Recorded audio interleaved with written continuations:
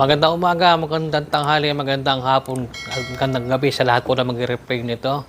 Welcome back to my YouTube channel again. This is Ralph731. Sa mga hindi pa po naka-subscribe, pakiclick naman po ang subscribe button at ang notification bell and leave comment below. Kung may katanungan po kayo, suggestion kayo, babasahin ko po lahat yan at kung kaya kong gawa ng video, gagawa po natin.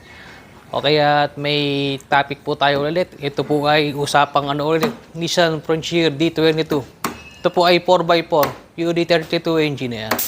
Pag-uusapan po natin is yung about sa thermostat. Gaano nga bang kahalaga ang thermostat itong nating Nissan? Ito, dito po nakalagay yan. Mamaya bubuksan natin yan. Okay, dito po nakalagay yung thermostat. Ito po yung housing yan. Connected po sa, yan, sa upper radiator hose dito. At may tatlong tornilyo. Yan. Gaano nga bang kahalaga itong thermostat na to? Ang mga hindi lang po naniniwala dito is sila Mang Kanor. Yan. Ito napakahalaga po nitong thermostat. Nung nakuha po namin itong pickup na to, problema, pag tumatakbo siya, yung makina niya hindi niya makuha yung operating temperature. Napakalakas po sa diesel, tapos yung pong performance hindi po siya ganun kaganda. Hindi maibigay ng potential na makina. Yung talagang yung performance kasi hindi po niya makuha yung operating temp. Kumbaga po sa rice cooker, kulang sa sa init, hindi makaluto ng bigas, hindi makasaing. Ganun po 'yun. Parang dito rin po 'yun. Tapos pag napansin namin, kapag paahon, talagang tumataas pa yung temperature. Nung wala pong thermostat to, nung nakuha namin sa previous owner. Pero nung nilagyan po namin ng thermostat, kahit po umaaho kami dyan sa Nueva Vizcaya, maganda po ang niya. Stable ang temperature, naka-aircon mo na, hindi. Basta pag nakuha niya yung operating temp, hihinto na po doon yung pinaka-temp gauge. Ayan. Bubuksan ko po ito, pakikita ko sa inyo. Ito po yung thermostat housing. May tatlong tornilyo po yan. Ayan. Buksan na natin mga sir. Dito po yan. Wala ko na sa ano. Yan.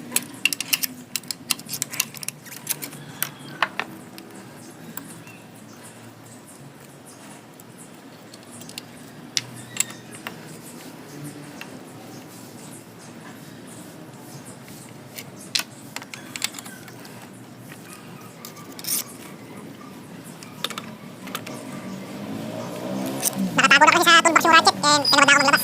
Nakayos kasi yung mga tools.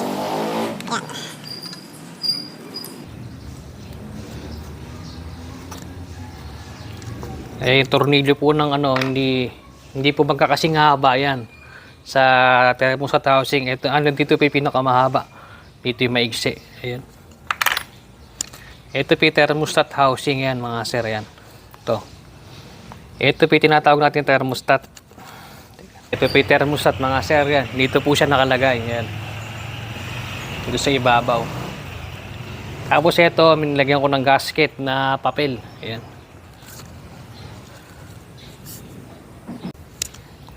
Okay, natanggal ko na po yung thermostat. Ito po yung tinatawag natin thermostat. Itong pyesa maliit po na to, napakahalaga po nito para sa isang makina. Ito po yung nagme-maintain ng tamang temperature sa ating makina. Ang makina po natin hindi kailangan sobrang lamig, hindi kailangan sobrang init. Kaya po yung mga ibang kanisang Frontier natin na problema, bakit daw malakas sa diesel? Kasi nga yung iba, tinatanggal po itong thermostat. So yung makina hindi na po nakukuha tamang temperatura. Ayan. Mura lamang po ito.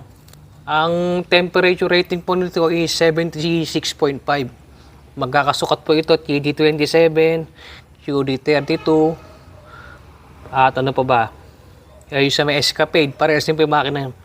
Kaya pag bumibili ako, sinasabi ko pang urban para mura, kasi pag sinabi nyo pang Frontier, sasabihin po mahal yan. Ito yung housing, ito yung thermostat, ayan. At saka ugaliin po natin gumamit palagi ng coolant.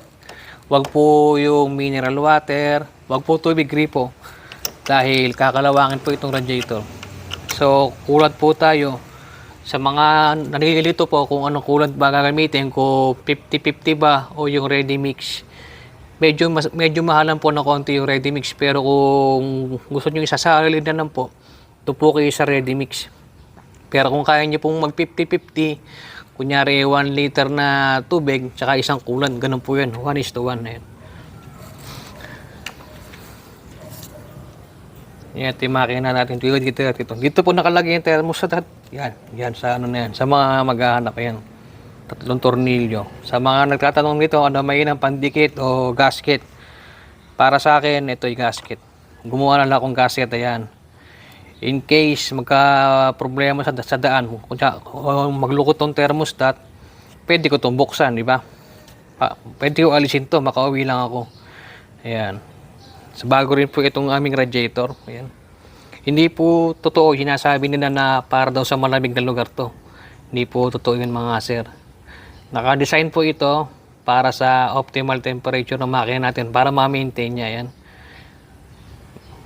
Mura lang bili ko rito. Magpapalit din po ako ng genuine na Nissan. Medyo hindi ako satisfied dito. Ang brand po nito is Tama brand. Bibili ako sa Nissan ng genuine. Parang hindi accurate yung ano na ito eh. Yung init niya. Parang masyado siya maagang bumubukas.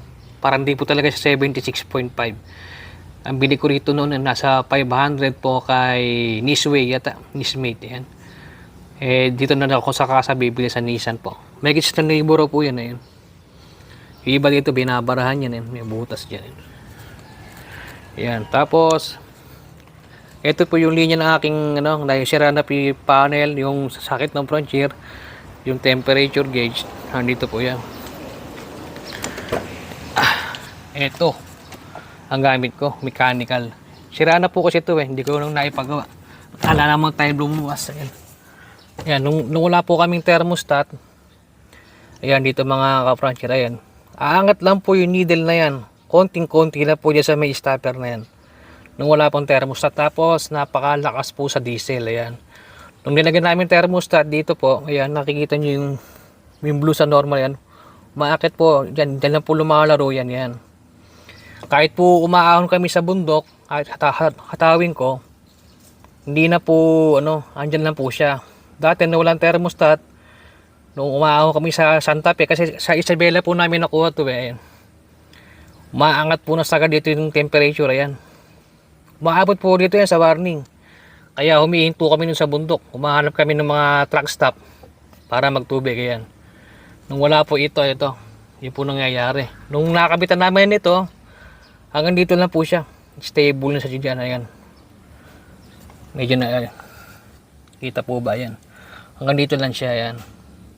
Mapamainit pa ng panahon, mapamalamig, umaaon, hindi. Naka-aircon o hindi. Nandyan lang po siya.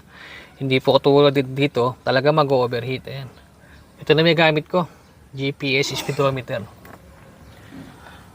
Okay mga ka-frontier naipaliwanag ko na po sa inyo. Ito naman po sarili ko lang opinion. Pero ang thermostat po ay napakahalaga. Dinisenyo po ito ng engineer sa makina. Kaya pag sira po ito, ang solusyon, hindi po dapat ito tanggalin. Kundi palitan ng bago. Parang tao lang yan pag binawasan ka ng organ, di ba? Kailangan naman sa sasakyan, kung ano yung sirang pyesa, palitan. Kasi yung po design yun, huwag bawasan. Yan. Okay, maraming salamat po sa mga nanood. At God bless sa inyo.